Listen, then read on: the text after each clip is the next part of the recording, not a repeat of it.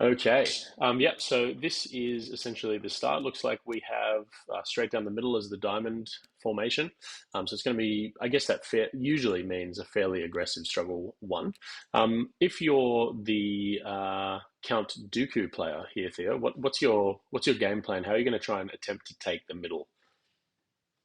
Yeah, well, the first thing I'm really going to want to do, I don't necessarily need to take the middle, but I know that he's going to want to get Mace up in my face as quickly as possible. What I think Wargaming Dad will want to do is he'll want to force the Galactic Republic player to be attacking into the secondaries and the primaries to get Dooku's innate ability into play. So I wouldn't be surprised to see him hold back the Magna droids, even though they're a melee unit, and also hold back Clan Ren, who'll want to be at range anyway. Sorry, Clan Grise, Mm. too much Legion for me. He'll want to hold those secondaries back because not only will he not want them to be, starting to have to pay extra force for their abilities, but he'll desperately want to force Olek to be attacking his secondaries and primaries. Mm. Yeah, very good point. So it looks like Olek has drawn the ARF troopers up first. So he's just going to measure some ranges and try and take some objectives. Being first player, it is worth mentioning that you aren't able to score, but you are able to claim objectives. Now, I think this is a good play. I think it's worth noting, I'll just quickly show the stream, that we do have quite a large elevation gap here. So being on the floor of this of the map whilst contesting a objective at a high elevation is actually quite a good play for a fragile secondary. And the reason that I say that is that ARPs are just so easy to take down and to wound, but forcing the opponent to choose between getting in combat with them or contesting an objective at a high elevation and therefore scoring is usually a really good play to mitigate their lack of survivability. Thoughts on that, Theo? Yeah, look, I think that's spot on, actually, 100%. I'd probably say more so in this setup. The Magnas obviously are fairly heavy melee units. They don't have the option um, to play around with that at all. Whereas Clan Cries, of course, they do have the range option. So in that particular setup, I think it's a better play as well. Absolutely. And so worth noting here that we did draw Django on Wargaming Dad's side, and we did promptly reserve him only to draw Gar Saxon. So Gar Saxon will be the initial goer here. He will be able to trigger his jump. Thank you to Pride of the Mandalore.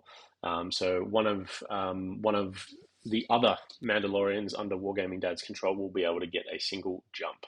So it looks like we're choosing the frontmost Clan Kreese Mandalorian down there on the bottom, on the top left-hand side, and jumping all the way up to the top of this banister.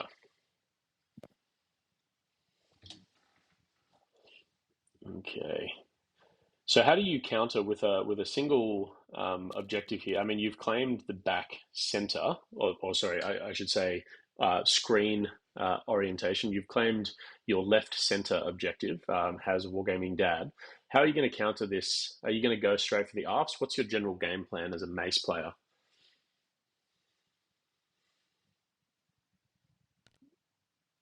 I'm not entirely sure if Theo has gone on mute, but I think my general game or goal as a mace player would be to essentially shove mace up into the center. And I know you guys can't see my hand, but Padme, I would say, wants to be about as far forward of the range two on the right objective as possible. That way, she can contribute with as much two damage coordinated fire as possible on the handmaidens.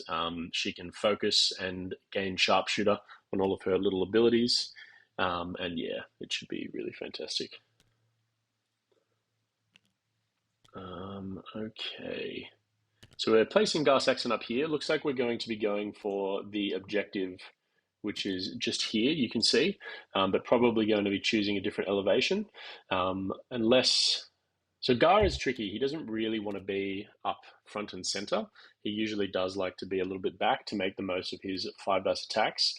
But in this case, he can get a big 9 dice swing into what looks like the front handmaiden there. And this is probably the best time to shoot at them because they have no defensive tech, and they also don't have mace being engaged within range 5.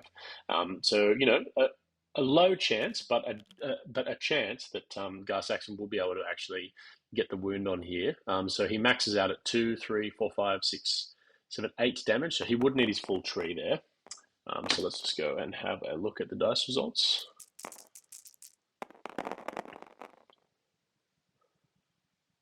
Yeah, so it won't be full treeing here, but we will see how many successes we do end up with. I'm just going to see if Theo is still around.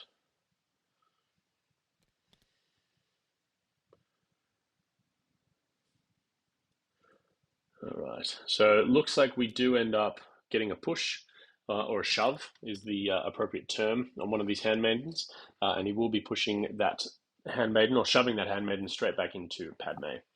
So just 2 damage there. Doesn't look like any conditions went on, so definitely not the worst case scenario for Olek here. And we'll see how, excuse me, how Wargaming Dad decides to follow up with this. I don't imagine that he would want to continue to push forward with Gar Saxon.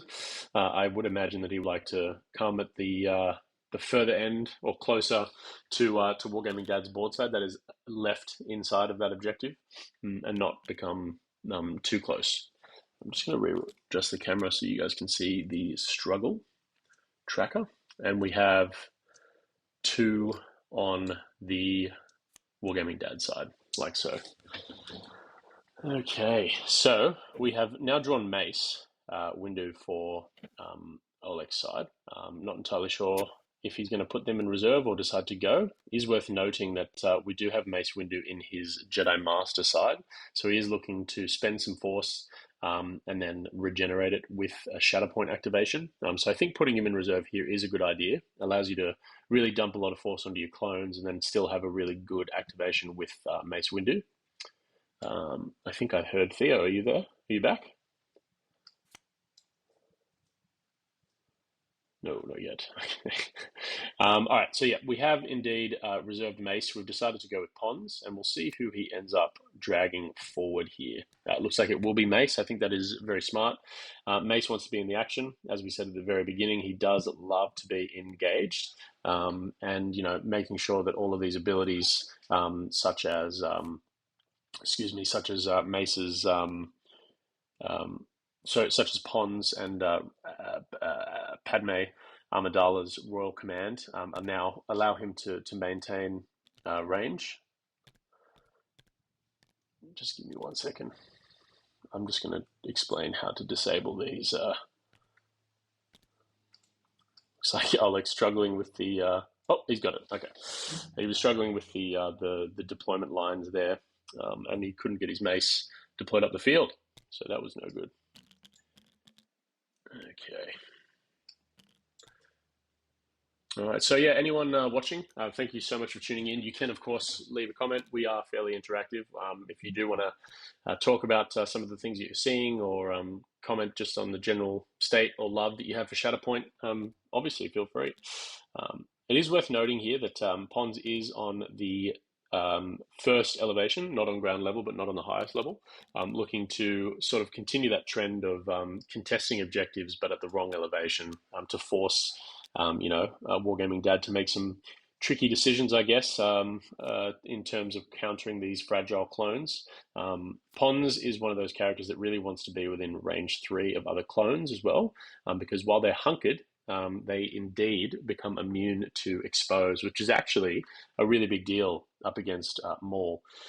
So Maul, when he pulls someone within 3 with his, what's it called? There's no place to run ability. Not only do they get pulled towards Maul, but they also gain an expose token, which means, unfortunately, they don't get to add any of their expertise results, which is a big deal. But when the clones are immune to that, if they're within 3 of Pons, that is a really, really good way of countering that ability. So let's have a look. We've got a Shatterpoint draw here, and looks like we will be moving up Dooku. Dooku, at the start of his activation, is going to be able to not only dash himself, but dash another friendly separatist unit within 3, so it'll be good to see who he chooses. Looks like he is going to try and make the most of that ingress point and leave some room for another allied unit. And who will almost certainly here want to get Django, I would think, into a position to really do something. Django will have the control ability to influence the game. It looks like he's going to set up a Magna Guard as well. No, that's a very good point. I guess, yeah, you can choose Django here. So then he can dash, and then after Dooku does a move, you can dash the Magna Guards. So it's quite strong. But looks like we are going to double move some of these Magna Guards instead. So Dooku going to try and make his way out to get to within range 1 of the ingress point to jump up and take the bottom center objective off of the ARF troopers on the floor there. And he will be using protection protocols from the Magna Guard to make a advance towards an allied primary unit, or sorry, towards the activating primary unit. So we can see where he takes these. And I like this. I think Dooku, as you were saying before, Theo, just really is able to come front and center and really hunker down on an objective, and becomes increasingly more difficult to displace when you also have a Magna Guard providing cover 1. Thoughts on this play? Yeah, look, I think I'd prefer to see Django up on this map. You've got to be really aware of where the ingress points are with the Magna Guard, to whether they can threaten a center objective on the first draw of the dice. And so I'm happy having one of them up there, but I'm not sure I wouldn't prefer Django in a slightly more central role to be able to influence with his control play. Yep, absolutely. So it looks like we are going to try and go for a reposition here of Dooku, and that will require a ranged attack onto one of these Republic units. And luckily, there's no Obi-Wan Kenobi to do some post-movement shenanigans. So we are indeed going to be trying to get that reposition. I'll just bring up Dooku's tree here. So he's going to be rolling 6 in range, but he's got some. Well, he doesn't have very good expertise trees, but he does have a first success reposition. So this is fairly important. I'll just try and That pivot over one to his get dice through, really. results. 1 to get through, yeah. So it looks like Yeah, we've got 4 blocks for the. Oh, he's got a crit, so that's all you need. So it'll just be 1 yeah. success, and then a reposition will trigger. And that's the wonderful thing about Dooku's tree there, is that he has got such a strong combat chart. That 1 success to get a reposition is often so big, and so now he's been able to flip the 2 points simply by being on that top floor. I really like that play, and that's quite a large swing too, as Separatists have now scored 4 and control all 3 middle objectives. And I just think that that's what Separatists are so fantastic at doing. And I know, Theo, you were saying that you'd prefer Django to be up in the mix there, but I think that was quite a pivotal play. Often a swing of 4 can be quite backbreaking in a struggle. So if you're the Republic player, how do you counter this? What are you going to do? Well, I think once that Magna Guard's been exposed there in the middle, he's going to want to bring as much power as he can to get a wound on them, or to get them injured, or they're wounded and then injured. Once it happens, they both can't score. And if he was able to sneakily get that with Mace before they could activate, he could put himself in a position where, as they go through the second deck, those Magna Guards would be exposed with a real chance of being removed from the table after only their second activation. So that would be the opportunity there. Okay, yeah, interesting. So I wonder what we're going to draw. We do. It is worth remembering that we do have Mace Windu in the reserve pile. So Olek could chance another useful activation, or he could go with Mace Windu up front. It is worth noting that the current Jedi Master side is the side with all the pushes. Oh, he's actually in Vapard. He must have flipped over. Ignore me. But Jedi Master is the side that has all of the pushes and the shenanigans there. So I wonder if we could see we could see Mace go after Dooku and try and get the bottom right ARF trooper up on the ingress as well. There's a few ways we could skin this cat. It looks like we are indeed going with Mace Windu here. What do you think of this play, Theo? Do you think this is the time to pull the Mace trigger? I think you have to, because if you can get that wound on them before they activate, that gives you a really powerful option. So he's obviously having him in the reserve. I missed that earlier. I had a slight distraction, but that makes it very strong. He won't necessarily want all of the various options from all the various options from the Jedi Master stance. He'll be happy to be in Vapard where he can get some more damage. It will need 5 successes to wipe them Mhm. off, I think. But if It he can will. do it, it'll be massively influential in the game. So 7 dice looking for 5 successes, but of course they will be exposed from the ARF troopers, which makes it a possibility because they've got a really strong, fairly strong defensive expertise tree for supporting units. Mm. And looks like so Mace has the rush to action tactical ability. So when he reveals, he gets to dash himself, very much like Dooku. But then he also gets to dash an entire unit, so all the characters within one unit, which is very, very strong. So no range restriction like Dooku, and instead has a full unit's worth of character movement. So that's fantastic. So it looks like we're choosing the handmaidens up the top right of the screen, and they're going to try and put some pressure on Gar Saxon to take some objectives back. So I think I think what there's you some said is really good happening. options here. Yeah, look, really good options with the handmaidens. I just wanted to jump in. I love the handmaidens as a unit, but he'll be very happy to put the disarms out there with the coordinated fire they offer. But also where he's positioned them, he's able to use their climb ability to expose flank, but still preserve a movement action after their attack to be able to jump onto any point that he chooses. So really good positioning, I think there. Yeah, for sure, for sure. And we have seen the flip into Jedi Master, which is what we were saying Okay. before, has all the shoves. So instead of going for the full damage here and trying to get the wound, we are just trying to play for objectives instead. So we'll see what happens. If we get the shoves and a potential reposition, um, we won't still be able to take the objective off Dooku, but it is worth fighting over, I guess. So what are we seeing here? Looks like we've got a couple of successes coming in. Um, I see 3 damage being placed on these Magna Guards, which means, excuse me, it'll be 2 successes, 2 shoves, which is exactly what you need to get these Magna Guards off the platform and claiming the objective for your own. The only problem with this here, Theo, is of course that Mace will no longer be engaged, which means that he won't be able to make the most of his tactical or his identity. So no one within his vicinity will be protected or steadfasted.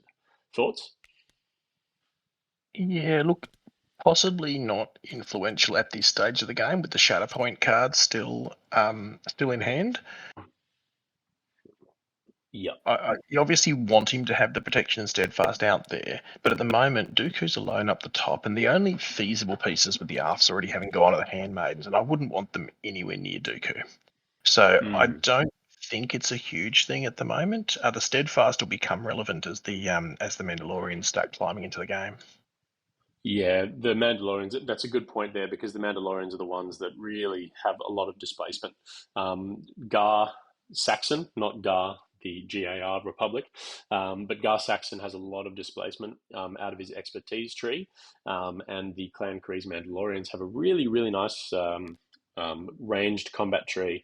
You can see that they have 2 shoves in 2 successes, which is quite uncalled for. In fact, I think that is the most from a supporting unit.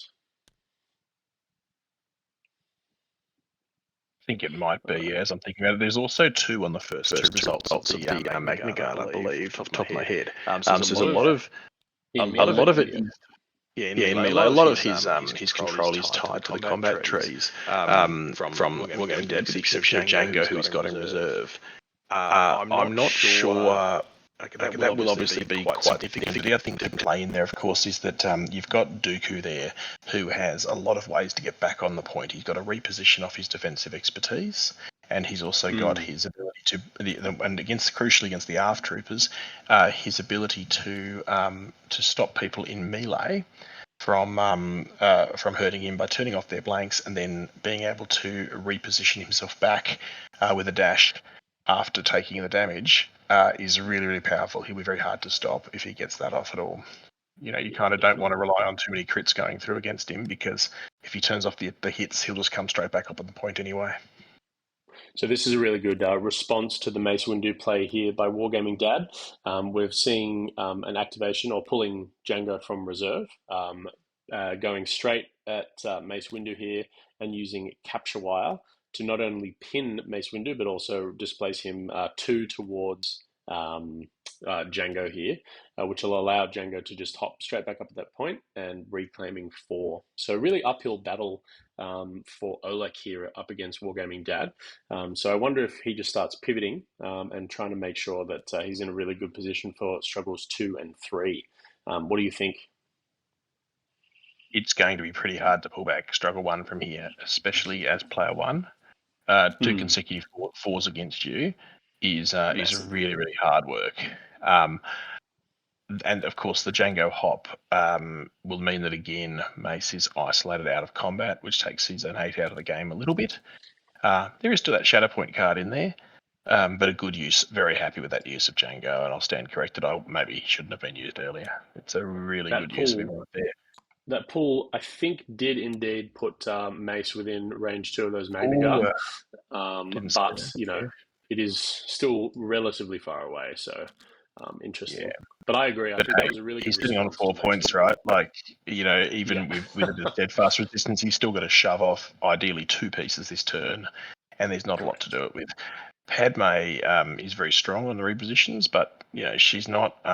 She's going to do one at a time. She's only human. Yeah, correct. So we'll have a look at what's been pulled. It has been Padme, as you've just stated. So she can trigger Royal Command to try and make sure that we get some capturing going on, and it looks like we are indeed triggering Royal Command on the Handmaidens. Looks like there's no ingress point down where they are. So they won't be able to take it off the elevated Gar Saxon, but it is worth just getting into position for the following struggles. Olek is in a position where he can just leave Dooku where he is, noting that in struggle 2, the middle objective is never active. So that's definitely one thing to keep in mind. And it's very unlikely, be it I think a third of a chance, 33%, that the back left objective of each player is active. So you'll probably see a lot of jimmying around from Olek here just to try and make sure that he's in a good position to steam through struggles 2 and 3, conceding the fact that he's going to lose struggle 1 here, because it is going to be incredibly difficult. Scoring back-to-back 8s for Wargaming Dad is almost backbreaking for a struggle. So it will be interesting to see what we do from here. Noting Padme's combat tree, there is a few shoves that can be done. So I guess what we could do is position the Handmaidens underneath Gar Saxon and go for a shove, and then shove them off the point and have the Handmaidens score it from underneath from a different elevation. Well, Tom, you have a look at the reverse of the card. It has the diplomacy stance, and she has a shove, a pin, and then a shove as 1, 2, and 3. With that dice, about a 9 dice attack. So it's a really strong option to get someone off a point. So it's definitely there for her.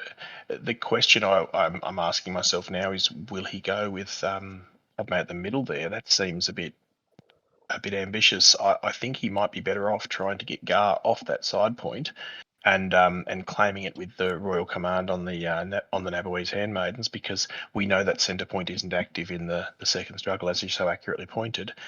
So you could leave Dooku there, and it almost forces him to be used with the Shatterpoint, which is going to take away a Maul activation. And from where Olek is sitting now, Maul is such an influential piece that as you're starting to look at struggles 2 and 3, you want to try to minimise the impact that Maul's going to have here. He's a great piece to still have in the bank for Wargaming Dad. Yeah, absolutely. Maul and Django, the combination of such 2 beautiful displacement characters is so strong, especially when Django, often doesn't even need to do anything. He can just move, jump, pull, jump, and then he's sort of set. It's really, really strong. So it looks like we are indeed shooting into into Dooku here with Padme, which is, what do you think about this? What do you think about this player? I feel like going for Gar would be better here, but we just need to make sure that we can. I guess maybe Olek's thinking about the amount of pushes that he will need to get through on these characters to displace them, and maybe he's being a bit conscious of the force. So if Olek is able to score 2, he'll be on the 3 point mark, which would mean Wargaming Dad would need to retake another objective and get a momentum from a wound to win the struggle. So there is play here. I guess making sure that we can get a few. We only need 1 push off Dooku, right? Yes. However, That's not by no means a certainty anyway. And Yeah. even if he got the one push, he's only got one player at the lower levels, so he wouldn't control the objective necessarily with that on Dooku. He'd need to get the angle right. I mean, if Dooku came towards Django, I think he'd be out of two, meaning that, Pons, little Oh yeah, man sorry, he's Pons, not man standing. Pons would be able to get it. Yeah, so I thought for just from where I was looking, I thought he was standing directly on the point. No, not at Rather all. than It's being max totally 2. fine. That makes much more sense. Much more sense there. Yeah. So I guess that might have been a little bit easier to achieve than our Gar Saxon play, purely on the amount of successes that you needed to get through. But I think it's going to be Which close depends on the now. influence in the game, though. I mean, Gar Saxon isn't steadfast, and she's throwing 9 dice for 2 successes, and Gar's only got about 4 dice in defense from range. So I would have Correct, thought yeah. she would be odds on to do it. It would also be nice to. It's always nice to chuck out a disarm, and with the handmaidens not in range of Dooku, if you want to chuck a disarm on him to impact his attacks a little bit, I'd be happy. But having the free disarm on onto Gar would be handy as well. So, look, here's what it is. I'm just wondering about how it will influence the second struggle. Yeah, I don't think it's going to change the second struggle taking Dooku off the center. I am interested to see how many successes we ended up here. I think I see what we he's probably doing. Okay. had an exposed Dooku there. So it looks like we probably had quite a few successes going through. I know that we've got haven't had an update on the damage yet for Dooku. Yeah, we've had Dooku exposed from the ARF troopers, of course. Yeah, but he is pinned, so that means double shove and pin means we got at least 3 successes. Yeah, 4 damage on him, which I'm guessing the reason we can't, if you just trigger the map a little bit towards Dooku, we might have had a 5 ticked. Yes, yeah, correct. So it looks like we are going to use our royal command on these handmaidens, making the most of the ingress point back here with their long advance from the royal command. Now, that's a canny play in some ways, but I think it's worth noting that the it's a canny play because he's going to get both of those points, and that's why he's gone for Dooku in the end. He's not conceded this first struggle yet. He's decided to fight his way back into it.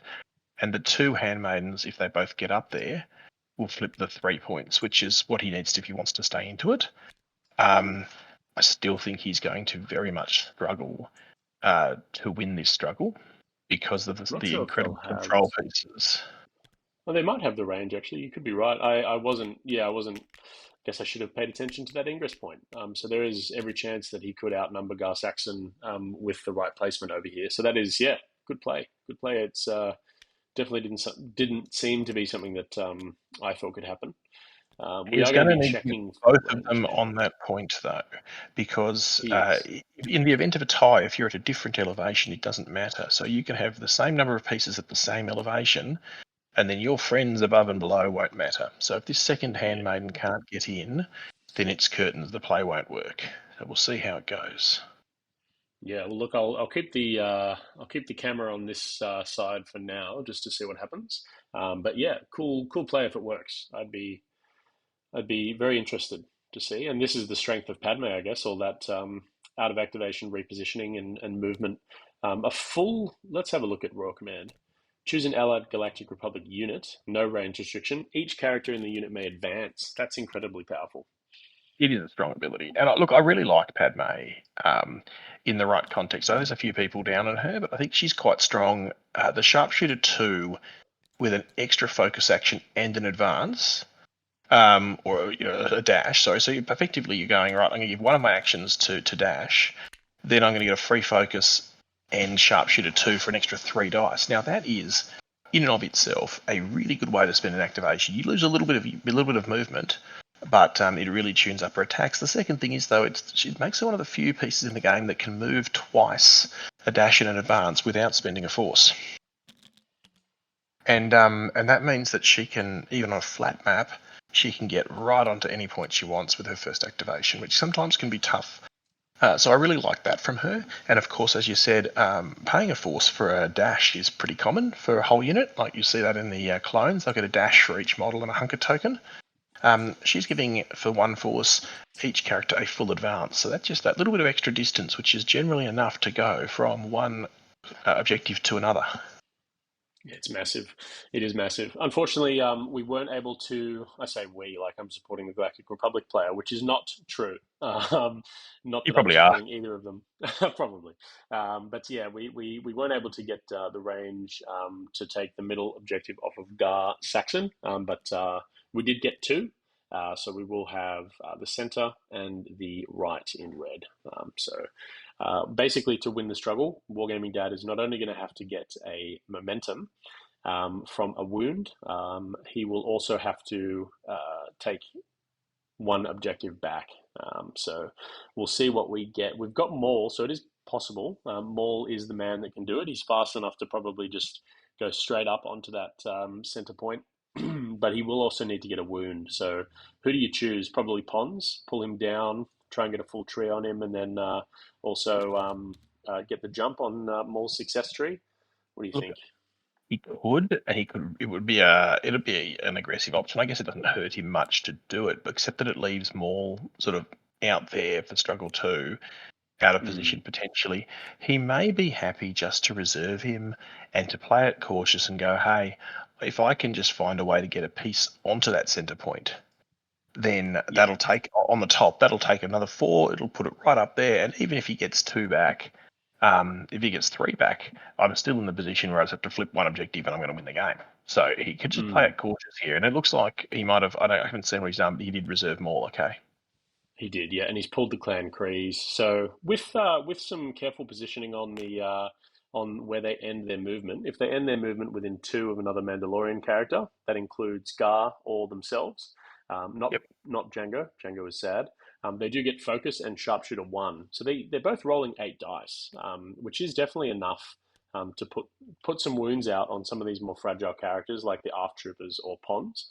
Unfortunately, though, due to the engagement range here from Mace Windu, I know you can't see it quite, but there is a cheeky Magna Guard.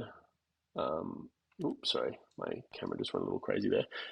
There is a little cheeky Magna Guard within range 2 there. So Pons and the ARF troopers will both have protection and steadfast here because they're within range 5 of Mace Windu. So some tricky target priority here. What would you go for? Who do you think you'd shoot? Look, I don't necessarily think he's going to mind too much. He should be able to get the jump up onto that top point and claim the 4. And I think his attack will be almost irrelevant. I think if I wanted to do anything, I'd be just chucking a bit of damage onto the ARF troopers if I could pick one that's outside of range 5 of Mace, just to try to start adding some forced cost, which is, I think, what he's measuring, some forced cost to the coordinated fire, but it may not be possible. But the other thing I'll say is I think Wargaming Dad will slow the pace down a little bit. He'll want to make sure that he gets through this deck because he is out of force. And and he'll want to refresh it certainly before the third struggle starts, but ideally as soon as possible, given that Olek's been quite disciplined in not throwing damage into the secondaries too much. Yeah, concur. So it looks like we've got some attacks going into the handmaidens here who are already injured. Sorry, injured is the wrong word. They have already been damaged. So they've got 3 left. So we might be able to get a wound. No, we're out of range there. So we're going to have to probably shoot Pons. And now there's no way for Wargaming Dad to win the struggle. There is a way for him to win it, just not in this activation. Yeah, and I think he'll be happy to slow it down a little bit and burn through another activation. He's got Maul in reserve now, and I think the other card he must have is his Shatterpoint. So he's got potentially even 2 back-to-back Maul activations, which could be actually really interesting for him. I'm a little bit fascinated. I'll be very interested to see where Django goes from here as well. The push getting Dooku off will have been interesting in that it will allow Django to reposition when Dooku activates. because of his leader of the Separatist Alliance ability. So he'll be quite happy to Shatterpoint, potentially reposition Dooku and get that Magna Guard at the back into an influential position as well for the next struggle. So there's quite an interesting play from Wargaming Dead coming up. Yeah, I agree. That's some very top heavy, bottom heavy activation or struggle there with a Maul back to back activation. That's really fantastic. We'll just either a start back-to-back making. Maul or it's a Dooku Maul. And the Dooku Maul, having Dooku on that centre point, he felt out of the game for struggle 2. But now I think he's in a position where he can really influence the setup. He can get Django in range for not so fast on a regular basis. I think he'll probably take Maul here. He may well take Maul here if he wants to set up Django. And it would for Dooku's next activation, it could be really influential considering how much movement Dooku will have. And of course, if Wargaming Dad's back right objective does come up from the second struggle, he'll score it in Olek's turn with that Magna Guard hiding behind the building. Yeah, Will absolutely. already be flipped for him, and you don't want to force Mace to have to wander out to that far corner just to tag a point. Yeah, no, totally agree. Totally agree.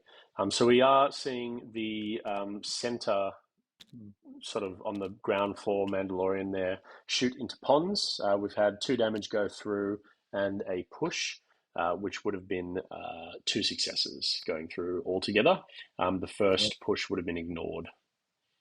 What do you like here, Tom? Do you like the influence Dooku has on Maul has on a single point to be Wargaming Dad's activation to win the struggle and hold Dooku back with the Shatterpoint back, or do you use Dooku to win the struggle, noting that he can just dash across and then climb up onto the center point and win it, and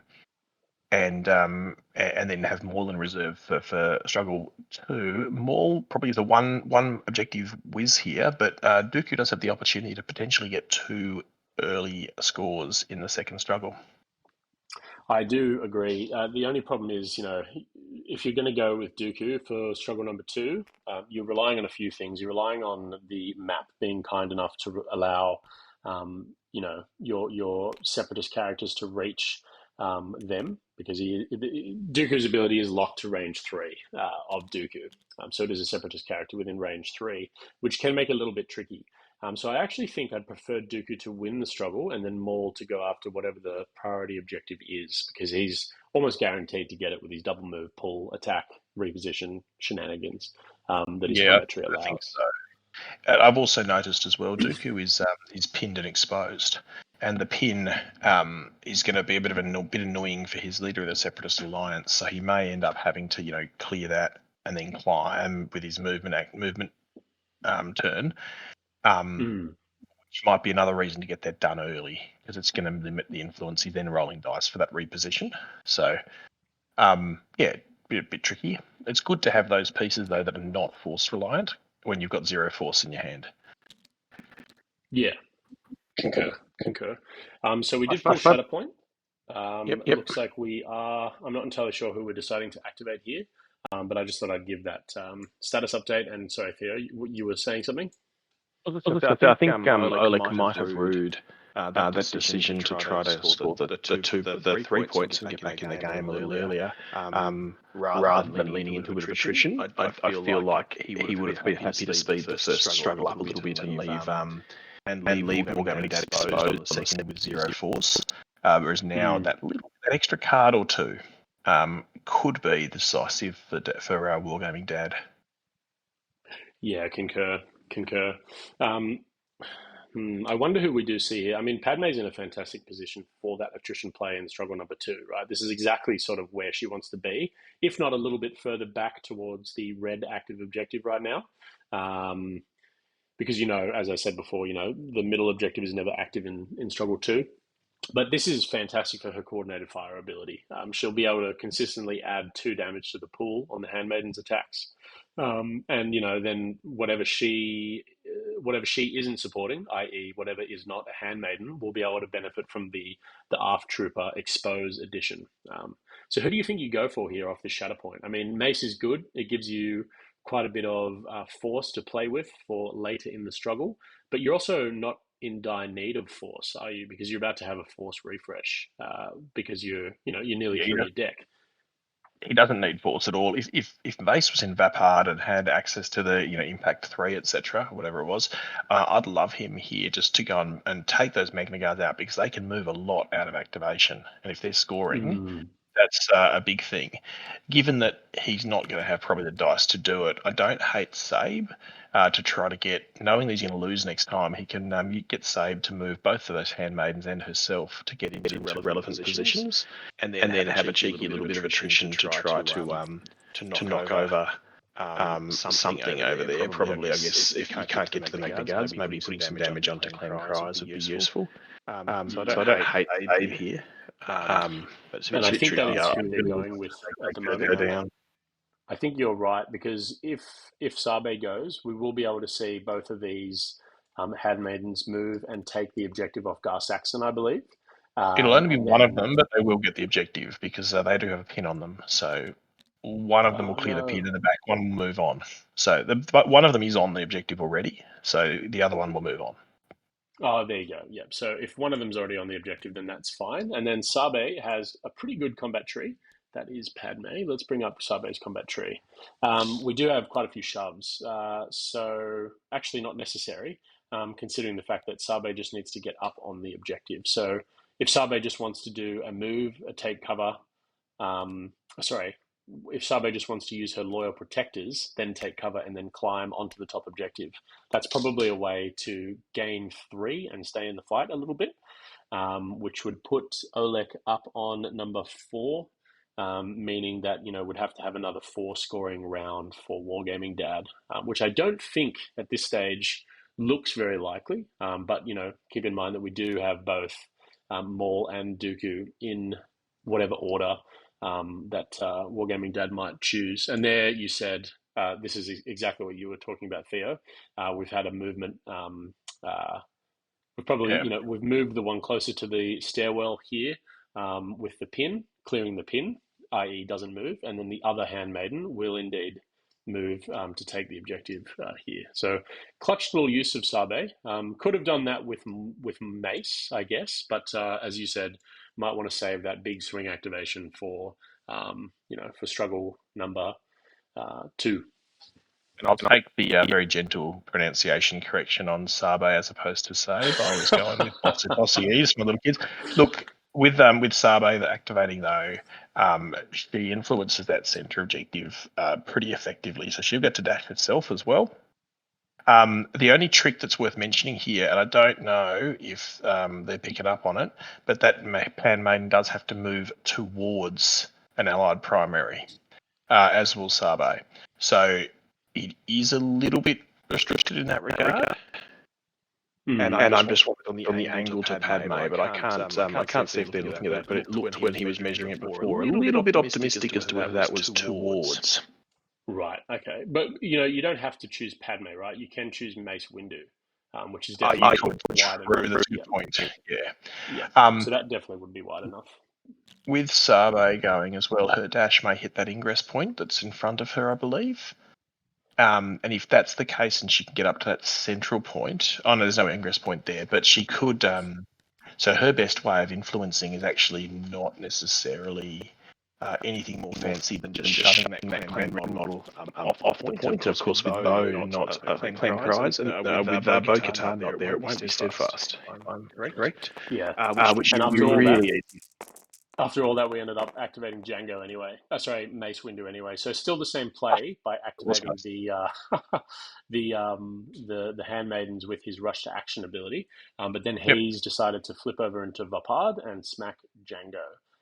Probably going to expose him, which is going to turn off 2 blocks. So not a fantastic roll. 5 expertise is still 3 crits though, actually. So that's got the force to reroll 1 as well. If he wants only to. a failure. One fail. Oh, yep, there is the 1 fail. There you go. I mean, you have the force to dump at the moment. And 4 successes is 2, 5, 7, 8 damage, so 1 short. So probably going to be chasing that reroll here, I would say. The downside of this play does give Dooku he won't win the point because will be able to walk straight. Oh, and it's a secondary supporting, isn't it? So the Magna Guard down the bottom will be able to walk straight back onto the point. Ah, yes, very good point. Might not have been considered there by. It's so easy to miss that though. It is, yeah. So that's why I think, as you were saying, a guaranteed point here with Sabe might have been fantastic. Just the triggering the handmaidens off of loyal protectors. She included, Sabe is included in that, which would mean same play by taking the objective off of Gar, but Sabe would be able to rush into the middle, do a take cover, and then climb up to the center objective. Yeah. We decided not to do the reroll, probably in anticipation of the play that you just discussed, Theo. But I'm not sure if that's worth it. I guess it does give, if we do wound Django, then it does give Wargaming Dad 2 force to play with for Dooku or someone similar. Yeah. It's almost irrelevant either way. I mean, he can't get the point with either result, so he may have just said it's not a huge drama. The other thing with Sabe, of course, to remember is that she has the force to have dashed, and then she could do the take cover and her exposed flank ability, which would give her another climb, and she'd still then have sharpshooter 1 focus and have her attack action up her sleeve to put out some little attrition somewhere, which would have been pretty handy too. So she doesn't need to sort of she doesn't need to be too fancy in terms of like worrying about getting there. Like it's an incredible move to be able to dash twice and take cover whilst changing elevation and still have your attack action up your sleeve, which has got +2 dice. It's a really not a bad option. Okay, so thanks all in the chat. Sorry if I haven't been that talkative. We've got Potato Hombre in the chat and Deering91. Both guys that I used to play X-Wing with quite a lot, so thanks so much for tuning into Shatterpoint, and Lord Tirith in the chat as well. Sounds like we've got a bit of an echo going on. I'm not sure if that's coming from myself or from Theo. If you guys could just let us know. Sometimes Theo gets some echo. Yeah, I'm not entirely sure. I think we had a fiddle with some of your settings before, Theo, and that's something that you've got set up on your end, isn't it? No, it could be the microphone, or it could be at your Discord end. It's just not sure. Yeah, okay. It's being recorded by Tom, so it's his Streamlabs at the moment. You could possibly turn off some of the audio somewhere, but we've got that happening with mine, but not. I don't know what I did. I just turned off some stuff, and it eventually stopped mine. Okay, fantastic. All right, so it looks like we are going with Dooku there. So we are going to rush on to the Magna Guard. They're going to try and tie up some of these ARC troopers, and it looks like we're just going to try and get the wounds, which is a good idea. Making the exposed cost of force is a very, very good thing to do. Starts really eating into some of the efficiency that we want to see from the Republic units. Would you prioritize that as well here, Theo?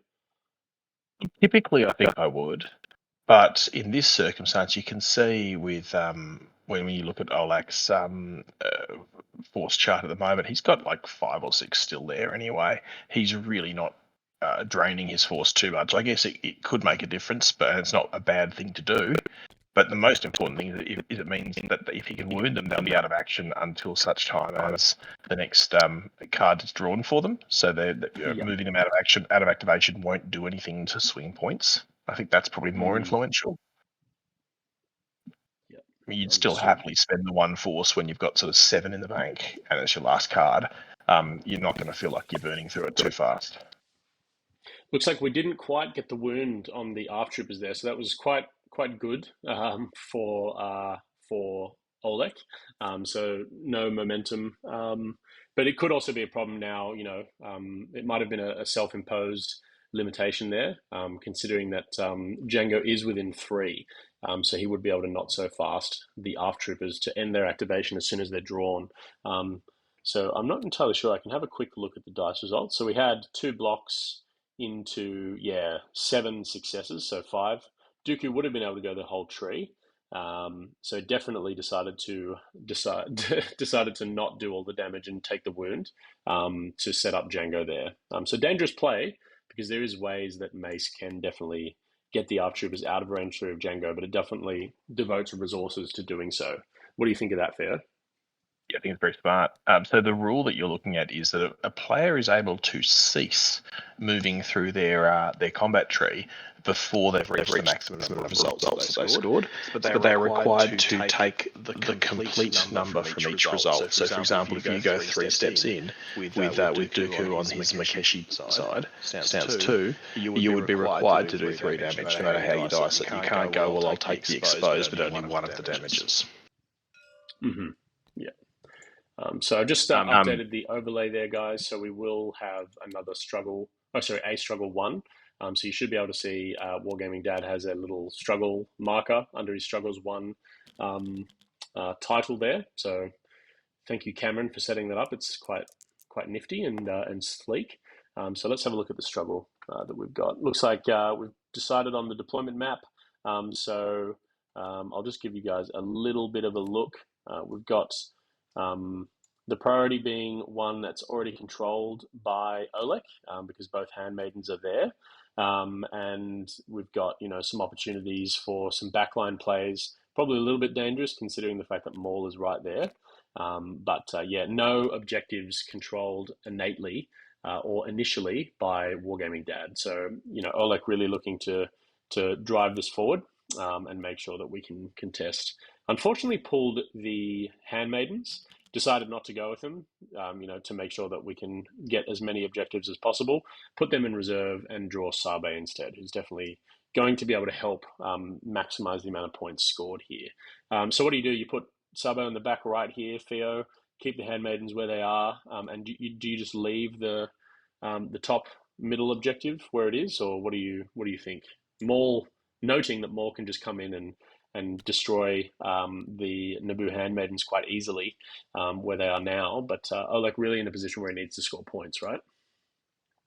Yeah, look, I think it's the thing is Maul can't do that because he's going to be required to grab that central defensive point. So really happy with I think Olek could be really happy with how that's played out. And Sabe is definitely, I think, a really strong piece to pick up there. She'll claim that back objective. He'll be able to deal with potentially either Gar or Clan Cries in terms of putting some pins or some not so fast on them. Not the Django ability, just the making them think twice. The handmaidens should be able to get themselves into a position to be useful as well. But look, they're dead. They're going to be wounded at any point in time. And it's worked out quite well for Olek because he's got Padme there who can simply walk in and flip her stance card and get that point back at will as well. So she's just as influential as Maul on that point. And the rule that Theo's talking about there is servant of the people. So if the active stance of Padme is faith and diplomacy, then allied Galactic Republic supporting characters can contest the same active objective even while they are wounded, assuming that Padme is not wounded herself. So that is a really strong little ability there. But what you were saying, Theo, is that Maul is required to obtain the back objective. Keep in mind that we do have a Shatterpoint available. So we could go with Dooku instead, and make sure that we can contest the objective and allow Maul to do his thing, or we could potentially even do Gar Saxon and some things like that to get these Mandalorians out and about by using Pride of the Mandalore. So a few options to counter or to respond from Wargaming Dad. But I think Sabe's the good activation here, and we might even be able to get a cheeky wound on these Clan Kryze Mandalorians to prevent Gar Saxon from going in the next Shatterpoint activation, which I think is smart. What do you think about that? Well, I think they can't. Gar can't leave the point. And Sabe should be able to put the pins necessary onto the Mandalorians to stop that from happening. I didn't know the Shatterpoint was there, but of course there's other limitations in there which you use Dooku. The protection protocols that you'll trigger will force the Magna Guard towards Dooku, which won't get that one onto the point, which is helpful. So there's not actually a lot of options to get on the point. That's very true. No, I appreciate that. So I guess and Sabe will almost certainly be able to throw the pin onto those Clan Cries Mandalorians, which is definitely something she'd like to do. Yeah. I think it looks as though the map just falls for Olek to get back in it with he should be able to, dice permitting, score effectively in turns 1 and 2 of this struggle. Obviously, the priority token lands is a bit of a random, but if he's fortunate, he could find himself scoring 3-1 and then potentially 3-1 comfortably again, or even 4-0 in his next activation.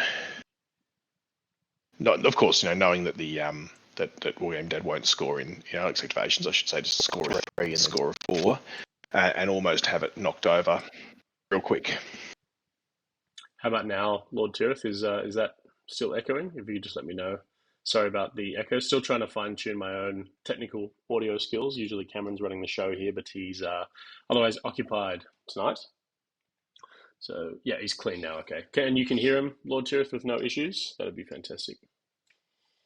All right, so we've had Sabe rolling a bucket load of dice, and we've likely added 2 to the pool from Padme Amidala. Looks like we have. I'm not entirely sure who we are shooting, but we did measure to both the Clan Kreese and to Gar Saxon. We rolled 4, not 5 against range attacks, so my money is on Gar Saxon. So I would assume that that's who we're shooting. It does seem to make sense if that's the dice being rolled. We'll see who the damage comes out on, I suppose. Yeah. Oh, yeah, it looks so Gar's. I can see. Is that? I can see a bunch of damage there on Gar with a pinned and a disarmed as well. So that might have been that he disarmed Gar from the Handmaidens rather than using Padme. Yeah, that might be good.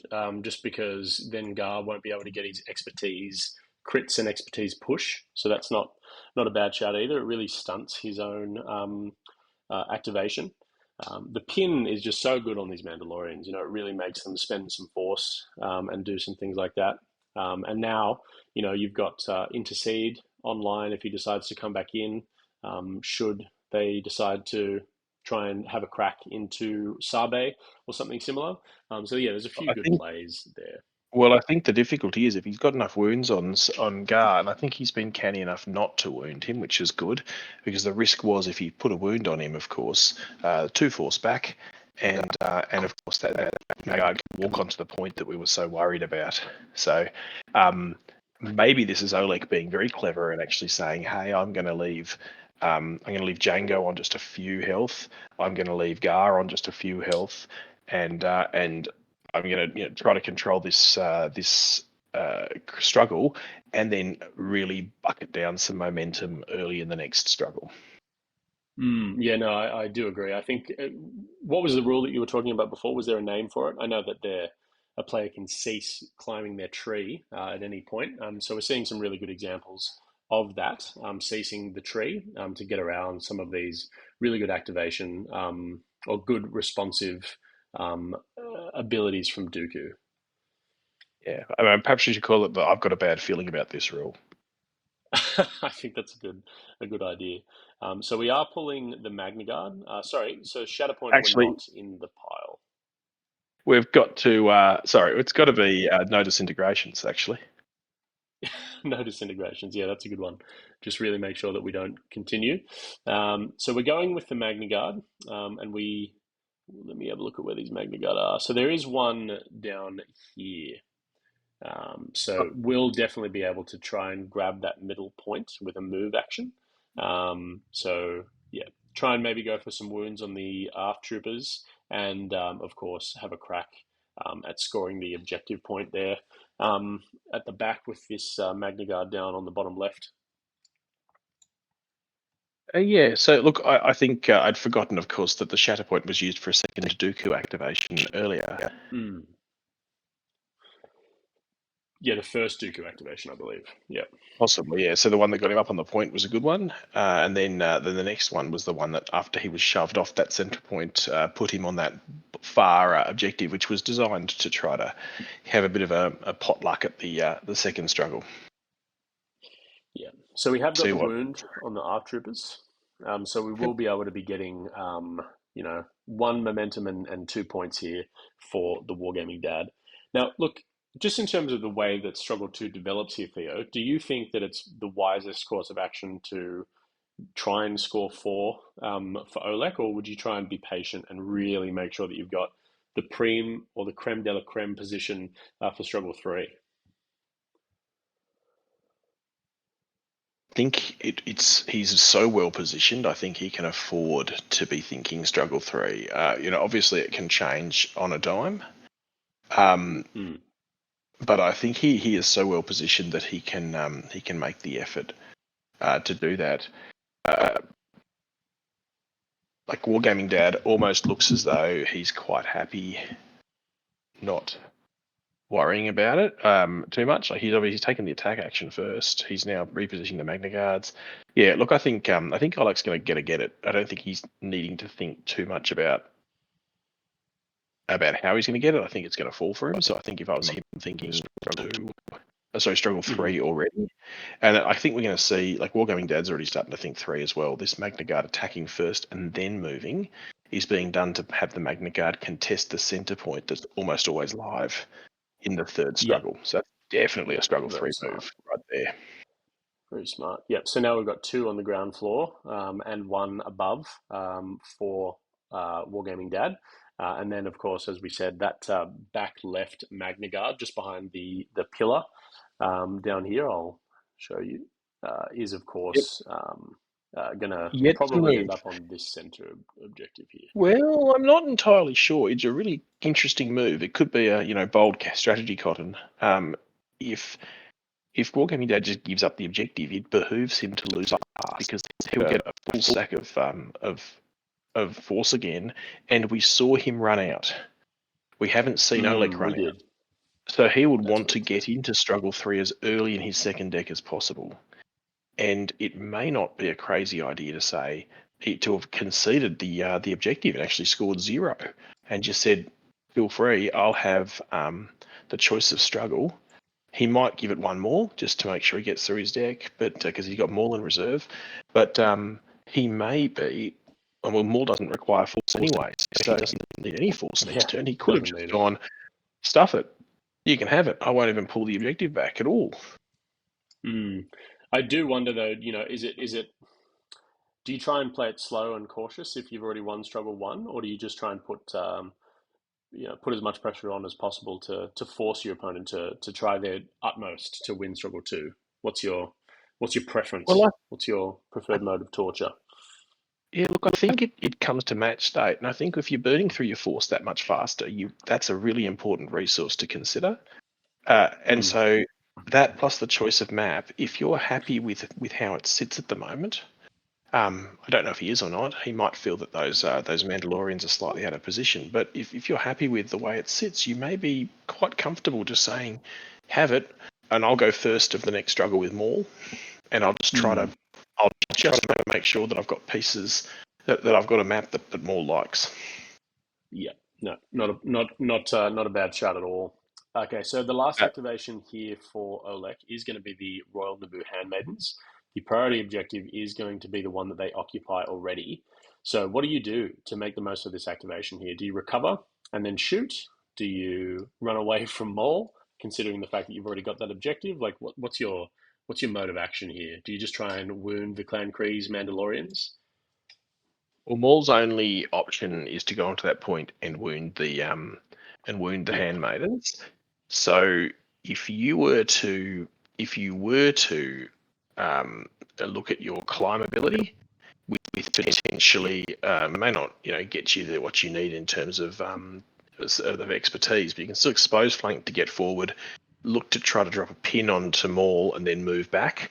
That would almost negate his activation. I don't know their tree well enough to know if they've got a pin handy. They don't. They don't, which is a bit tough there. So they may just feel terrified. Yeah, it's going to make it tough for him. They don't want to wound Gar. They don't want to wound Django.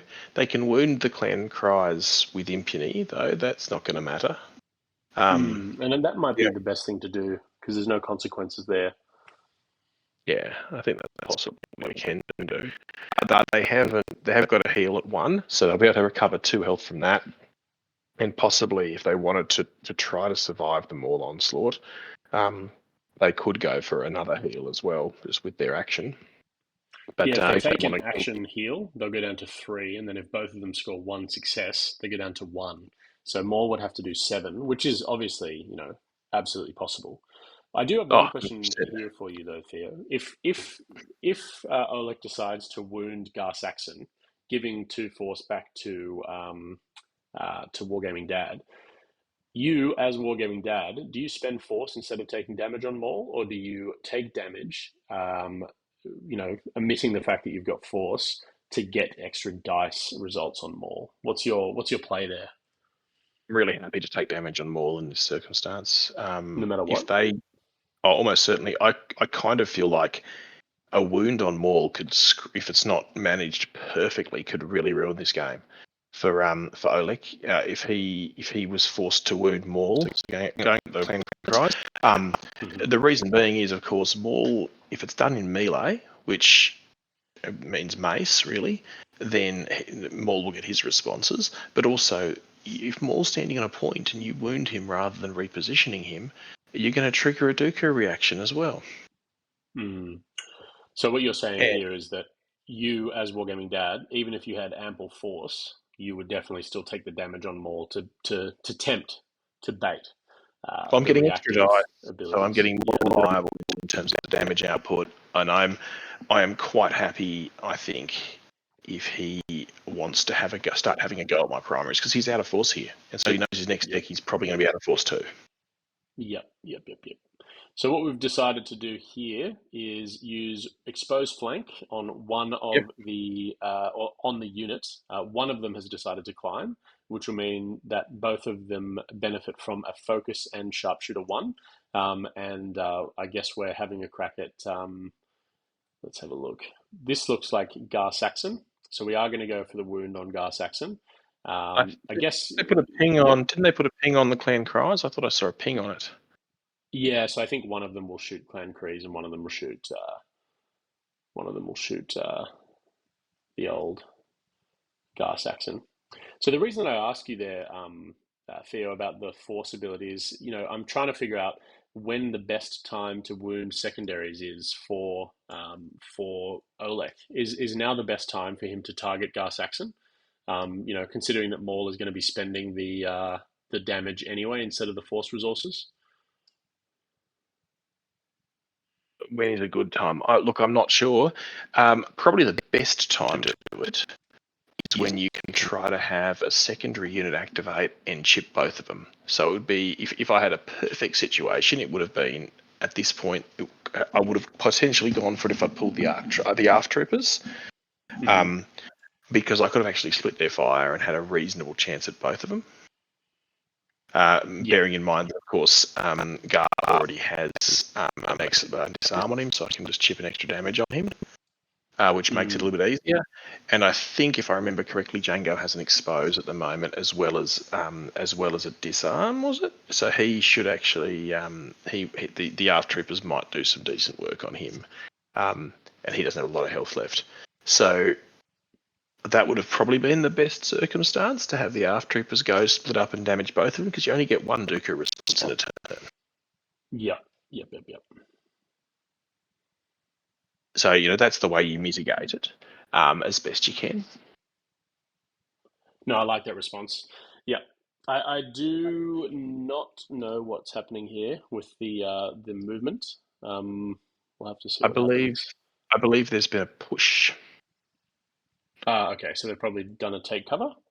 Or they didn't. It could be a take cover. They did a move. They did a climb and then an attack. So it could be a take cover as well, just to get them back down to the lower level. We'll just see if they chuck out a hunker token. I thought it was a push from the attack. A ping. Yep. No hunker. So it looks like they're scoring. Yep, and there's no token gate. So. Yeah, not entirely sure what the second action was. Maybe. Yeah, it doesn't matter. Of course, he climbed rather than he hasn't been to force. The first action was a straight climb. Well, this was the first. He's just refreshed all of his force. So that was the last start. Okay, yeah, fair enough. Yeah. I just keep seeing it. So Force and let's have a look. It's hard to track what abilities you're using when you're always at full force. Yeah, it's difficult. Hard life for some, isn't it? Yeah. So it looks like the priority objective has stayed where the handmaidens are, which makes Maul's life that much step easier. So it looks like we're just going to probably have Maul come in here, pull one of the handmaidens off their perch, probably slay them, and then, going to be claiming the point, I would say. And then we could start seeing some tricky use of Padme's ability to try and close out these struggles. So I guess that's, yeah, I mean, you quite like Padme, don't you, Theo? You think faith and diplomacy is strong? I think it is. I think where it's a struggle, it's always difficult. I think those supporting units are so vulnerable that sometimes it's hard to have them up forward, and then they get wounded, and it takes them out of the game for a while. So when you run Padme, you're going to have half your team just doesn't like melee that much. So you need to have some sort of mitigation there, and having those handmaidens able to be wounded and then just still influence the game whilst you muck around with Padme is a really good option. And with those bodies there, often they body block Padme so she stays on the point, and it just makes them a little bit more durable than the average supporting unit being up forward. You have to pair her, I think, with something a bit more melee oriented. And I know they've gone with Mace, and Mace is a bit tricky at six squad points with only ranged options. Really, I would love to see maybe if those Wolfpack troops come out and they're melee oriented, there'd be an option for a squad based around full melee, yet still Galactic Alliance or Galactic Republic. So like a like an Obi-Wan, Wolf and Wolfpack, or Plo Koon if he had to be melee oriented. We're assuming the Wolfpack are going to be melee in some way, and I think that might be a balance. I think that their big reveal, the initial Shatterpoint reveal where they showed off, I think it was at Gen Con this year, where they showed off all of their different upcoming packs, such as the Ghost Crew and all that kind of stuff. We did see a card reveal, which was the Wolfpack, and they did have things like Pack Hunter. So they definitely should be a little bit more melee orientated, which is going to be really cool to see. But their squad point cost and their combat tree will tell the tale as to how much synergy they're going to end up having with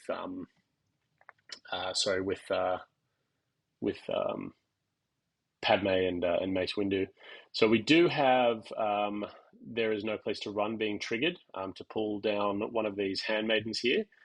So I'm assuming that Mace Windu is going to be trying to get the wound. So Lord Maul will be trying to get the wound on these Naboo handmaidens here. Yeah, for sure. Let's go have a look at how much damage he ends up doing. Looks like we did, we had to take the damage here. Not a good roll at all for Maul, actually not getting damage through at all. So that's really quite disastrous there for Wargaming Dad. That makes you feel sad, doesn't it? It does. Yeah, absolutely. So how do you respond from that? Do you just you play for Struggle 3 now, right? Like this is a win for Olek. I feel like it was. It was anyway. I feel like it looked so strong for Olek when it came out. I think he's been forced to use Maul rather than he would have probably been quite happy, especially now with this dice, to have Maul just up his sleeve here. But it won't phase Wargaming Dad. He's been around. He's played a lot of games. He's not going to get on tilt by it. He's just going to lean into Struggle 3, which he'd need to do anyway. Yeah, absolutely. Absolutely. So he's engaged. He's choosing to then get Maul away and engage that handmaiden over there. All right. So we're gonna. Yep. So he's decided to take another damage for forced speed. Is that what you're saying? And he's gonna just move himself down jump down to put himself engaged with the handmaiden. Not 100%. I think actually I can see why he's doing it. He's happy that he can wound the handmaiden on the ground and still gain the middle point with Maul, and so he got flexibility and options to leave, while still keeping the handmaiden pinned there and controlling the one on the top, on the bottom. But 100%.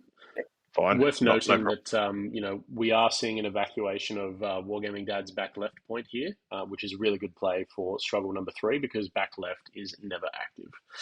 So good good plays, and I am very interested to see what happens with Dooku, and how he responds to getting drawn. I would love to see where he ends up getting placed, but he might actually have perfect information for struggle 3 here, considering the fact that it's very likely that Olek can push it out.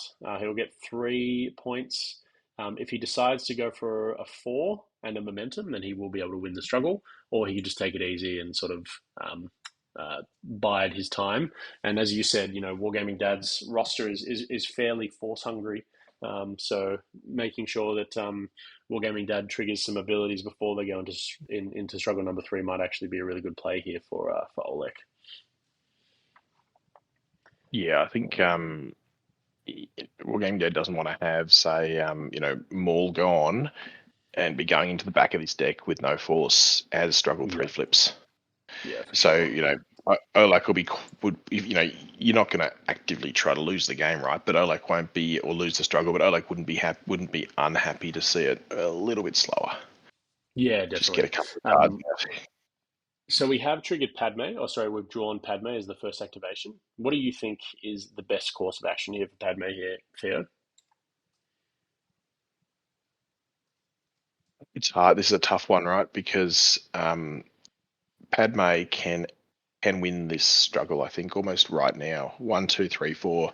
Yeah, Padme is not a bad chance to just win this struggle. So she can climb to the center point, which will be live next time, almost certainly. And then she can shoot that Magna Guard, and they've already taken a bit of damage, haven't they, the Magnas? I think they're talking about 3 or 4. Yep. 3. She's got a bunch of dice. And if she flips her sides, she's a bit stronger with damage on the other side too. She'd be a good chance to get them. And then she can Royal Decree that Handmaiden onto point, and grab it. So she can win the objective if she gets a wound at this point. Here we go. She's flipped over. So we've got 4 successes to wound the Magna Guard. We won't be having any ARF support. Worth noting, though, that there won't be any climb available, considering the fact that she will be engaged. Just check where the ingress points are, though. She doesn't need to climb to get her sharpshooter. It's always on, and her focus ability is dash and focus. Oh, she dashes, of course. She needs to get out of melee range and be in shooting range. She might look like a handmaiden, but she is not a handmaiden. So the trick here would be... and of course, of course, she doesn't even need to go that far, because look, she's already engaged with the other Magna Guard, isn't she? Yep. So she just needs to dash and not be in range of the Clan Kryze, who I believe is wounded anyway. So, was it wounded? Clan Kryze is healthy. Healthy as Larry. Oh, okay. So she just needs to dash to not be in melee, and she's in range of one Magna Guard, which she can blast off and then shove her handmaideny friend onto the point. Yeah, there you go. And do you think you take that? You think you just try for the struggle right now? Like, as much as I talked about, it makes him happier to see Wargaming Day drain some force out. At the same time, you've got an opportunity, and it's going to take the Magna Guards as being non-scoring units for a while, which I think is quite influential. So I think you'd take it if you can get it. You have the shot and Looks like we ended up shooting the Clan Kryze Mandalorians, though. Okay. So 3 successes. It'll be 2 blocks against a whole bunch of Padme successes. So a pretty good roll there for Padme. She's fairly consistent on her dice results, isn't she? On that side, she doesn't put out heaps, but she on her she's on aggressive negotiations. Or she does put out the crits on aggressive negotiations. So put 2 crits and a hit through. The other side, I think she just very quickly gets to multiple hits. So she'd put 4 hits there. Oh, she actually went for Django. Okay, interesting. Which is now a good time to wound secondaries, because they won't benefit from the force refresh. So that's the answer I was looking for. Yep, at the very first activation of the deck. Yep. Django, was it? It was. Yep, it was a cheeky little Django shot. And you can see that Padme is quite strong with the force, because this is where she was. And she shot through the roof into Django. So very strong. Very strong. That's a cheeky play, I guess, aimed at making that not so fast cost a little bit more, make his movement cost a little bit more. Yeah. But interesting to take him out rather than Gar, if you're going to go for one of the secondaries. Because of course Gar gives I liken Django to Asajj in a lot of ways. Having a cheeky wound on Django can be quite backbreaking for force intensive rosters.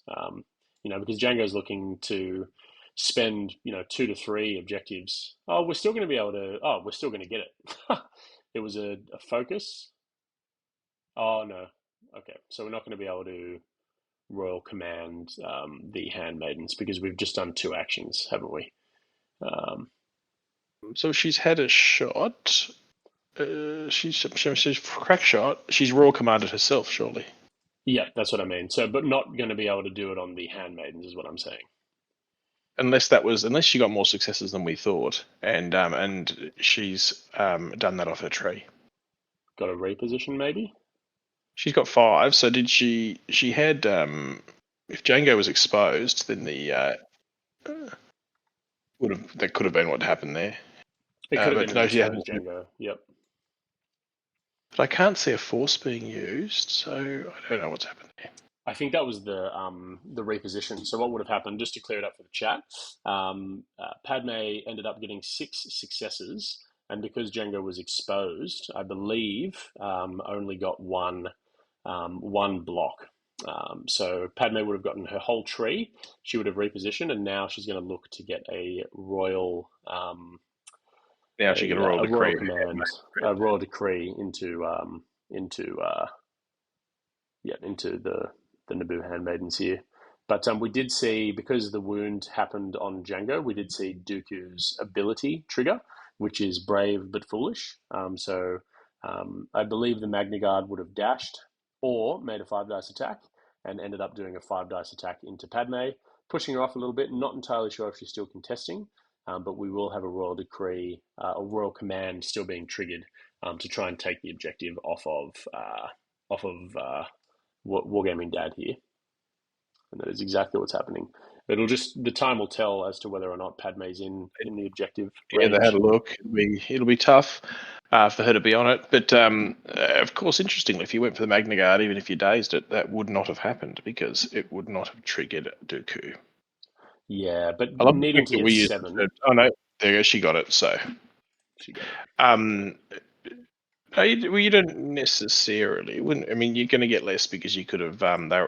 You would have had an expose on them. So, funnily enough, she would have got the 7 comfortably. Even if the extra dot would have been able to get exposed there, just because the ARC troopers are quite far away. But yeah, I understand. ARC trooper to the Magna Guard at the bottom of the stand at the top. I reckon there's one there. The one that she was standing next to. Potentially. Yeah, I think I'd say that's 4, but we'll see. But look, he got it. He definitely said 5 gets the repo, which is exactly correct. I've got the card up in front of me. I've got the card up in front of me for Padme to keep on top of things. So he's picked up the crisis, the struggle. Sorry, got to get my AMG right. Sacrilege. Okay. And I have updated the overlay there. So 1 struggle each. The struggle counter has been reset, and we're going to be updating the missions. Also, the active objectives. Now, this is an interesting set there, isn't it? Yep, indeed. So we've got not sure where the handmaidens are. How do you feel about this if you're Olek? I'm not sure that's his preferred setup, but I guess he's still going to have 2, isn't he? He will only have 1 because the ARC troopers are wounded. Oh, no, they're not, are they? Didn't he push them out? Yeah. Oh, no, they are. Sorry. I could only see 6 health on them. I hadn't looked at the... Yeah, okay, interesting. That makes it pretty easy, I guess, for Wargaming Dead to pick up that priority one, but it might expose a piece. Yeah, definitely. So I wonder, have we got anything in reserve? What have we pulled first? We pulled Clan Kreese, nothing in reserve for either player at the moment. So it'll all be down to how much movement shenanigans either of these factions can muster. It will be, I think, some fairly easy grabs for the Mandalorians. We'll be able to get the bottom left objective here and also the center objective, which is the priority. priority at the moment. But they are quite fragile, the clan Krees, so overextending them can be relatively problematic sometimes, especially when you move out of the sharpshooter coverage. Being near a Mandalorian definitely makes them stronger. Yeah, how do you feel about this play? I mean, play the points while you've got them, right? Oh, for sure. It's interesting. Like I look, I'm not actually sure. I think that Wargaming Dad's defensive point could potentially be really difficult for Olek to attack. Just where his pieces are placed. And I think possibly his Magna Guard that's a Duke, and I think Wargaming Dad though is also possibly. I guess he's probably pretty happy with those Mandalorians right now. They seem like this might be a pretty influential activation, actually, being able to traverse the board the way they do. Yeah, that's a I very think very good pull. Probably say that's probably his big advantage. I mean, Mace could be influential on the Mandalorians, but there's no other piece than Mace that can really attack that bottom corner point, and that makes him a long way from home. But then convert, and I think Dooku will be a little bit different, because when he goes, he'll bring the Magna Guard onto Olek's defensive point, because he'll be able to protection protocols it, and then get a little dash and a move with Dooku, and they'll both be right up there causing havoc real quick. So I think that probably Wargaming Dad is better positioned for this one, which makes sense if he could choose the map. And it might actually be a really good time for Wargaming Dad to get a few wounds here. The handmaidens are quite fragile, or they're low, and Pons only has 5 damage away from a wound as well. So we could actually get 2 cheeky wounds. Looks like the first shot is into the handmaidens. Probably not going to get the wound, but worth an attempt. That's the one thing the Clan Krees Mandalorians aren't fantastic at, getting damage out. Their first 2 successes is really good, but the rest of their tree. No, they only need 3. So if they get 2 successes here, really and exciting. 2's not asking for a lot, really. Yeah, it's not. Yeah, no, not generally. And that's quite a good roll as well. Yeah, that should do it. And that's significant, I think, primarily because it will limit. It'll force Olek to do something to secure that right side point. Yep. I think this should play out for Wargaming Dad here. In terms of struggle win? I think he's well positioned for it, yeah.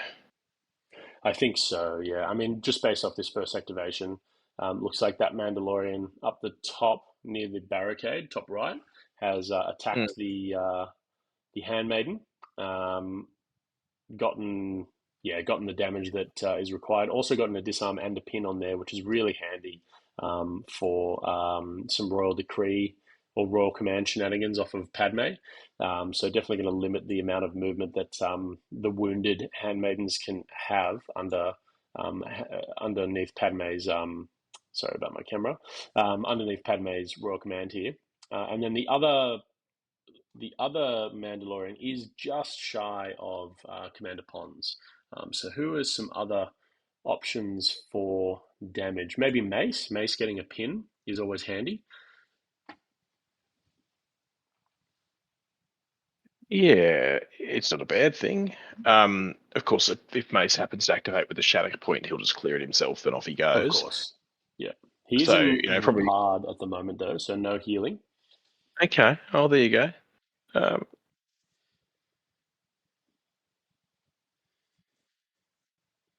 been a very, very good game, though. It's been really interesting and really cagey as well. It's not just been straight out violence at 10 paces. It's been quite cagey and quite enjoyable to watch. Yeah, I completely agree.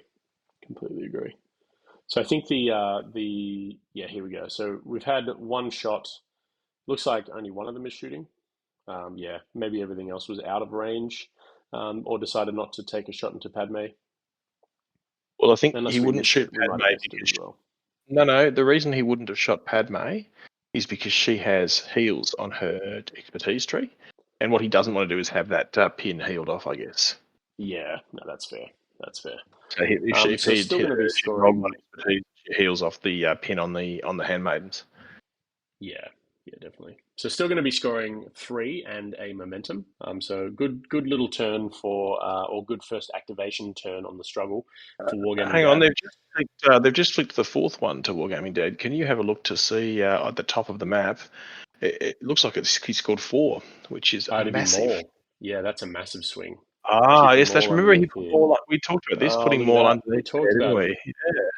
That's a really big swing That there. is massive. I had completely forgotten he was there until they flicked him over. But obviously, Wargaming Dad was all over it, and that is going to make it really hard from Olek from there. I do agree. So what have we pulled for Olek? We've pulled Mace. So how's Mace going to get us back into play? Mace can choose Sabe to go and get the objective that has just been stolen by Maul. So she's a shoo-in to gain control there. Yep. And then we can potentially, I don't know if we've got the range here, but we can potentially make it to the Clan Kreese Mandalorian down here.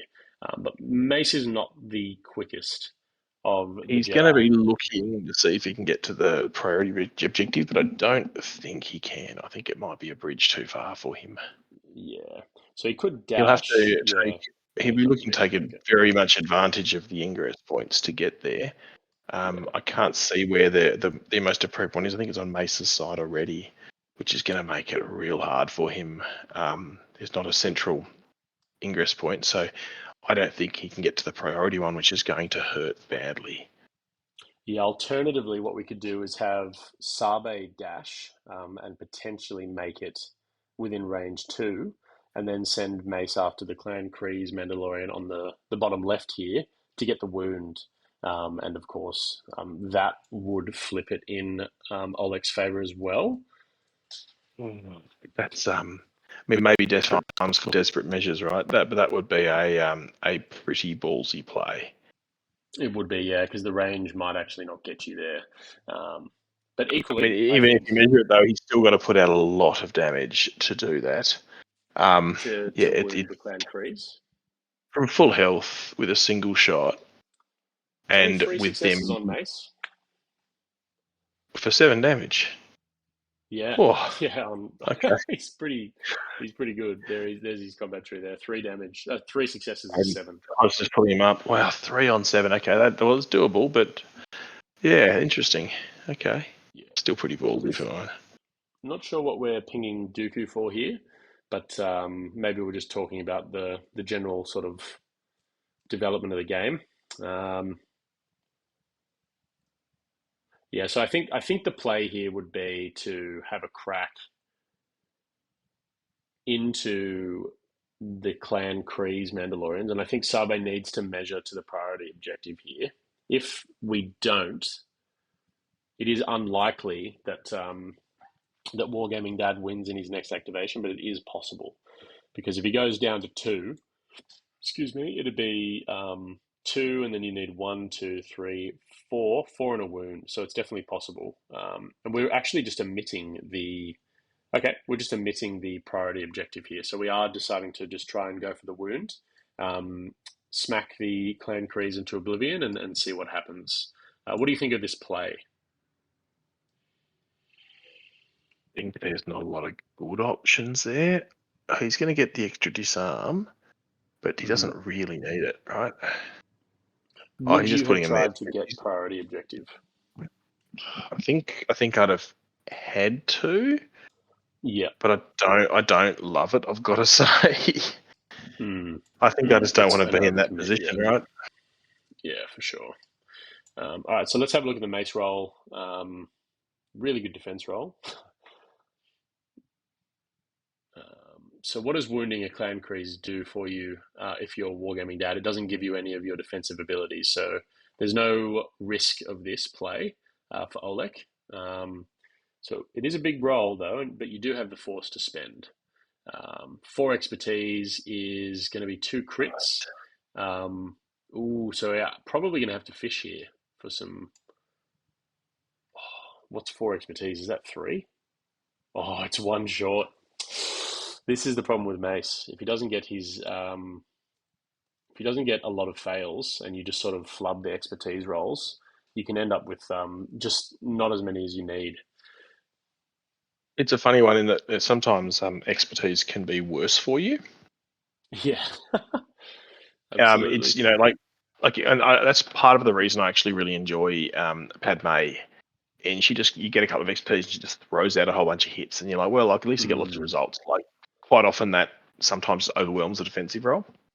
Yeah, and we did get the re-roll, but unfortunately we rolled into a third hit, and because these clan crees are not exposed or anything like that, it will not be enough.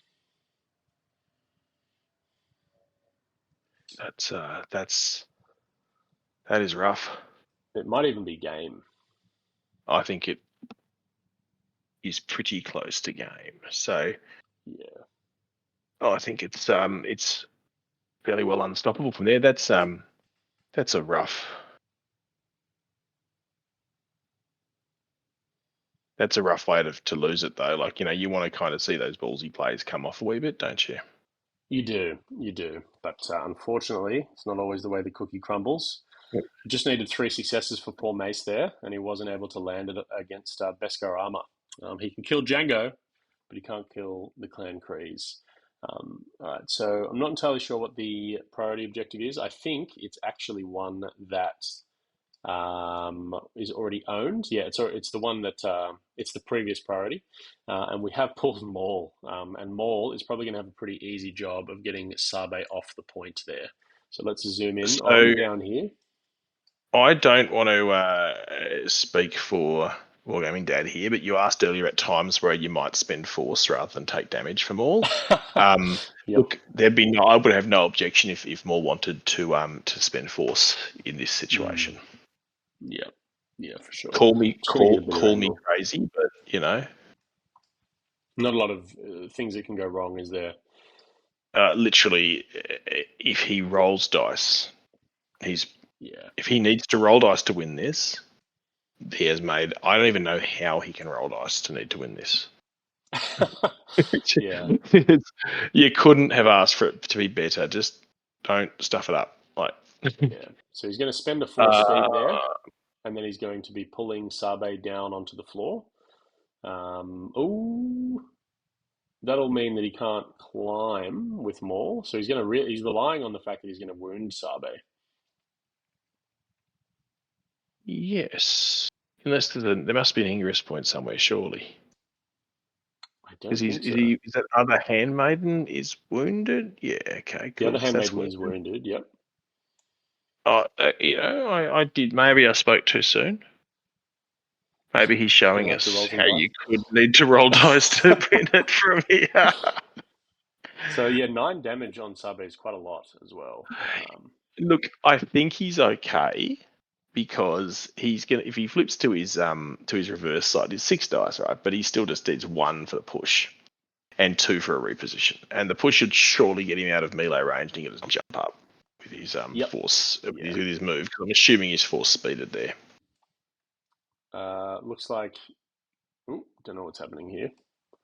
Neither do Force I. speed. How did he do that? I don't know. Oh, did he have a jump? I'm just trying to look now. I'm pretty sure. I mean, you have to roll attack dice to get the jump. Yeah. What's happened there? He's pulled her into melee range and then he's climbed somehow. I'm just going to ask on the chat. No, because we shouldn't jump in, mate. Because it's a May option. We can ask afterwards, but we're not sort of line judges or anything. No, well, I mean, the climb is not a May. That's just not an available thing.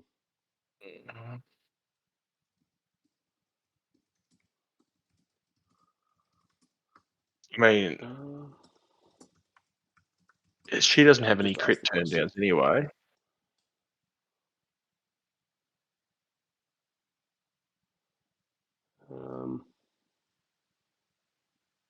Right. So I've just asked, has Maul climbed whilst engaged? We could be wrong. I'm not entirely sure what's happened. We did look like it pulled into the engage range, and then Maul did climb. And I don't think that the ingress point would allow you to get within range 2, but that also could be wrong. Maybe they just got a bit lazy with the placement. I actually believe the ingress point does put you within range 2 on this map, because I used to do shenanigans with it using separatists. Sure, but okay. In that case, then there was no. We changed what we did the stream. Then the tool was playing up.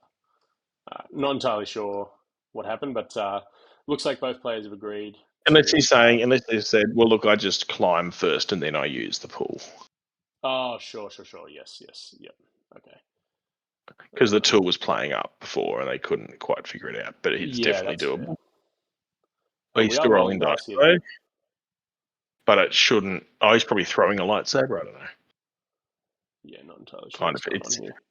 As they say, it's an elephant. All that they needed, though, so that was he just needed 2 successes, because then he gets the push and the reposition, and then he can reposition out of combat and do another advance from his second action, and he's good to go. So yeah, fantastic game there, guys.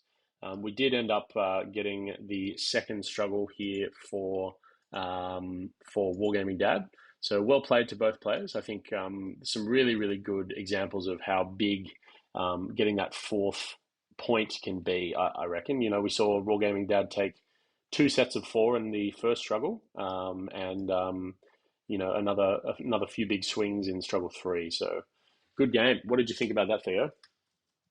Yeah, look, I think they both played really well, and I think it really, if anything, highlights just how strong it is to be player 1, especially with a squad like Wargaming Dad's.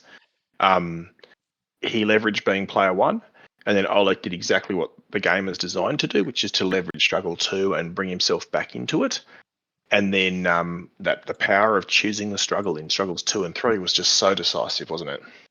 Yeah, absolutely. Okay, well, look, we'll let the players have their post-match debrief, and we'll jump out of the chat. But Theo, thanks so much for joining me on the on the stream tonight. Yeah, it has been fantastic, and we'll definitely have to do it again. No worries, mate. Sounds good. Great, and look, stay tuned, guys. We're going to have some more Shatterpoint content for you shortly, of course. Look forward to some more games and to interacting with you guys more frequently as we ramp back up our streaming capacities. Okay, guys, thank you so much, and talk to you soon. Thanks again, Theo. Take care, mate.